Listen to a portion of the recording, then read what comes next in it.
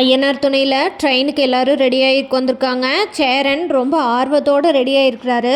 பாண்டி, பல்லவன் எல்லாருமே புது ட்ரெஸ் எல்லாம் போட்டுட்டு ரெடி ஆகிட்டாங்க.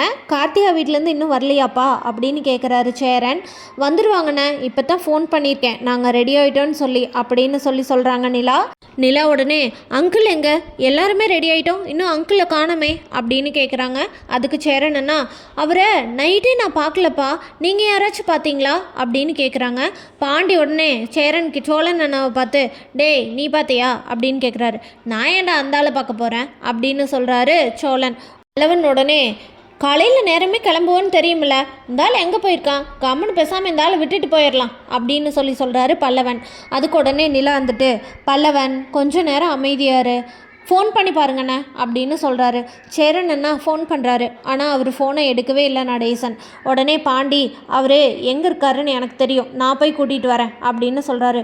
டே இன்னும் அரை மணி நேரம் தாண்டா இருக்குது அப்படின்னு சொல்கிறாரு. இதோ வந்துடுறேன்டா அப்படின்னு சொல்லிட்டு பாண்டியன் வண்டி எடுத்துகிட்டு போகிறாரு. திங்ஸ் எல்லாம் எடுத்தாச்சா அப்படின்னு கேட்குறாங்க நிலா. எல்லாமே எடுத்தாச்சே அப்படின்னு சொல்கிறாரு சோழன். ரிங் எங்க சோழன் அப்படின்னு கேட்குறாங்க. சோழன் உடனே பேக்கெட்லேருந்து ரிங் எடுத்து கொடுக்குறாரு. பேக்கெட்லேயே வைப்பாங்க அப்படின்னு கேட்குறாங்க. அதுக்கு சோழன், இங்கே பாரு நிலா, இந்த பாரு பர்ஸெல்லாம் ரெடியாக வச்சுட்டேன், நீ கேட்ப உடனே பேக்கெட்லேருந்து எடுத்து கொடுத்துட்டு அதுக்கப்புறமா மறுபடியும் லக்கேஜில் வச்சிடலான்னு நினச்சேன் அப்படின்னு சொல்கிறாரு. கொண்டாங்க நானே வச்சுக்கிறேன் அப்படின்றாங்க. குடுமா நானே பத்திரமா வச்சுருக்கேன் அப்படின்னு சொல்லிட்டு ரிங்கை வாங்கி வச்சுக்கிறாரு சோழன்.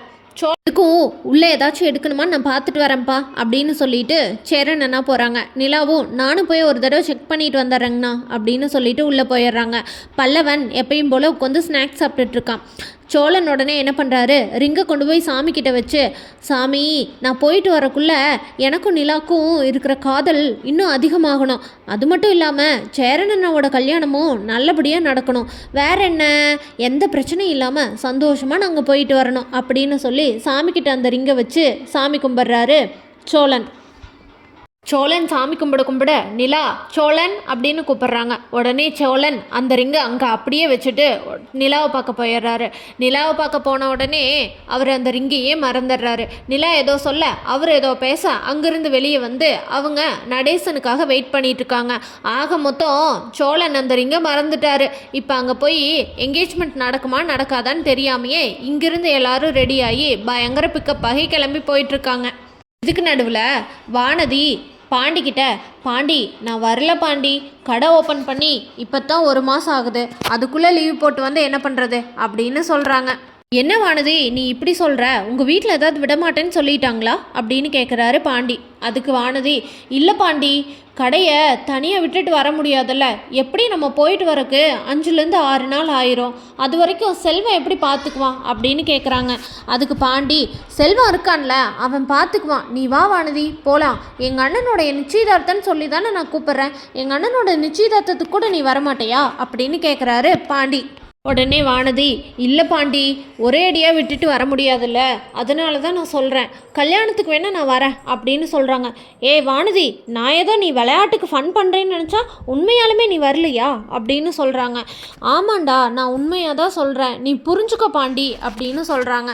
என்ன வானதி புரிஞ்சுக்கிறது, எங்கள் அண்ணனோட என்கேஜ்மெண்ட்டுன்னு சொல்லிட்டு தானே உன்னை நாங்கள் கூப்பிட்றோம், இதுக்கு கூட வரமாட்டேங்கிற, எங்கள் வீட்டில் நடந்த எல்லா ஃபங்க்ஷனுக்கு நீ வந்திருக்கல்ல அப்படின்னு சொல்கிறாரு பாண்டி.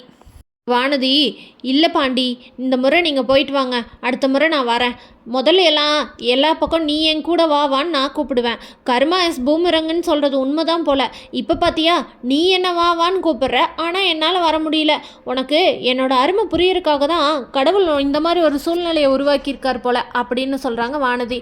இதை கேட்ட பாண்டி, அம்மா தாயே நீ வரவே வேண்டாம், நான் ஃபோனை வைக்கிறேன் அப்படின்னு சொல்லிட்டு ஃபோனை வச்சிட்றாரு. நடுவில் அந்த டாக்டர் வானதிக்கு மெசேஜ் பண்ணுறாரு. உடனே வானதி டாக்டருக்கு ஃபோன் பண்ணி, டாக்டர் நீங்கள் அனுப்பின லிஸ்ட்டெல்லாம் நாளைக்கு அந்த ரெப்ரசன்டேட்டிவ் கிட்ட நான் கொடுத்துட்றேன் அப்படின்னு சொல்கிறாங்க. எல்லா மெடிசனுமே நாளைக்குள்ள ஸ்டாக் உங்களுக்கு நான் அப்டேட் பண்ணிடுறேன் டாக்டர் அப்படின்னு சொல்கிறாங்க. ஓகே வானதி, ரொம்ப நைட் டைமில் மெசேஜ் பண்ணிட்டனோ அப்படின்னு கேட்குறாரு டாக்டர். இல்லை டாக்டர், நான் பாண்டிக்கிட்ட தான் பேசிகிட்டு இருந்தேன், நான் அவங்க அண்ணன் என்கேஜ்மெண்ட்டுக்கு வரலைன்னு சொல்லிட்டேன் டாக்டர் அப்படின்னு சொல்கிறாங்க. என்ன வானதி வரலைன்னு சொல்லிட்டீங்களா அப்படின்னு அப்படின்றாரு டாக்டர். ஆமாம் டாக்டர், நீங்கள் சொல்கிற மாதிரி நான் போயிட்டு வந்தால் 4-5 நாள் ஆயிரும். கடை ஓப்பன் பண்ணி இப்போ தான் ஓப்பன் பண்ணி நல்லா போயிட்டுருக்குது. அந்த நேரத்தில் விட்டுட்டு போக வேண்டான்னு நீங்கள் சொன்னது எனக்கு சரியாக தான் பட்டுச்சு. அதனால தான் டாக்டர் நான் வரலைன்னு சொல்லிட்டேன் அப்படின்னு சொல்கிறாங்க வானதி. வானதி, நான் ஏதோ ஒரு இன்சிடெண்ட்டாக தான் நான் சொன்னேன். நீங்கள் அதை நினச்சிலாம் நீங்கள் போகாமல் இருக்க வேண்டாம். நீங்கள் போகிறேன்னா போயிட்டு வாங்க. டிசிஷன் உங்களோடதாக தான் இருக்கணும் அப்படின்னு சொல்கிறாங்க. இல்லை டாக்டர், நீங்கள் சொன்னது தான் கரெக்டு அப்படின்னு சொல்கிறாங்க. பாண்டி நடேசனை தேடி செம்பருத்தியோட இட்லி கடைக்கு போகிறாரு. அங்கே போனால் நடேசன் இட்லி வரவங்களுக்கெல்லாம் இட்லி பார்சல் பண்ணி கொடுத்துட்ருக்காரு. இதை பார்த்தோன்னே பாண்டிக்கு ரொம்ப கோவம் வந்துடுது. அங்கே போய் என்ன இங்கே நின்றுட்டுருக்கீங்க அப்படின்னு கேட்குறாரு. ஏண்டா என்னாச்சு அப்படின்னு கேட்குறாரு. நீங்கள் வரலையா? நாங்கள் எல்லோரும் ரெடியாக இருக்கோம், இங்கே வந்து என்ன பண்ணுறீங்க, அதுவும் இந்த பொம்பளை கூட அப்படின்னு கேட்குறாரு. அதுக்கு உடனே ஏண்டா இதில் என்னடா இருக்குது, 2 இட்லி சாப்பிட்டு போகலான்னு வந்தேன் அப்படின்னு சொல்கிறாரு நடேசன். உங்களை பார்த்தா இட்லி சாப்பிட வந்த மாதிரி தெரியல, இட்லி கடை நடத்திட்டு இருக்க மாதிரி தெரியுது. பையனுக்கு கல்யாணம், அவசரமாக எல்லாரும் கிளம்பிட்டு இருக்காங்க, அதெல்லாம் உங்களுக்கு பொறுப்பில்லை. நீங்கள் உங்கள் இஷ்டத்துக்கு உங்கள் வயசுக்கு நீங்கள் இப்படி தான் ஜாலியாக சுற்றிட்டு இருப்பீங்களா அப்படின்னு கேட்குறாங்க. ஏண்டா என் வயசுக்கு என்ன பிரச்சனை அப்படின்னு கேட்குறாரு நடேசன். ஏற்கனவே சோழன் இந்த மோதிரத்தை மறந்துட்டு போகிறனால அங்கே என்கேஜ்மெண்ட் நடக்குமா நடக்காதான்னு தெரியல. இதில் போகிறக்கு முன்னாடியே நடேசனுக்கும் பாண்டிக்கும் இவ்வளோ பெரிய சண்டை வருது.